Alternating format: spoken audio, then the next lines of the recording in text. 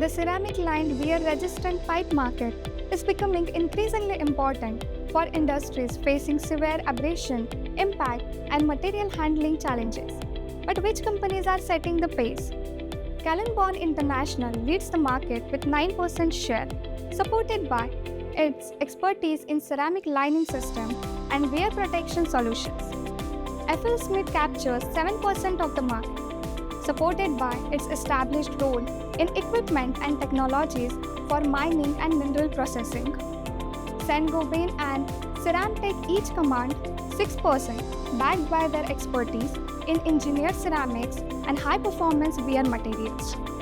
As heavy industries seek longer equipment life and lower maintenance, advanced ceramics and wear protection will drive the market growth. Markets move fast. Your decisions need to move faster.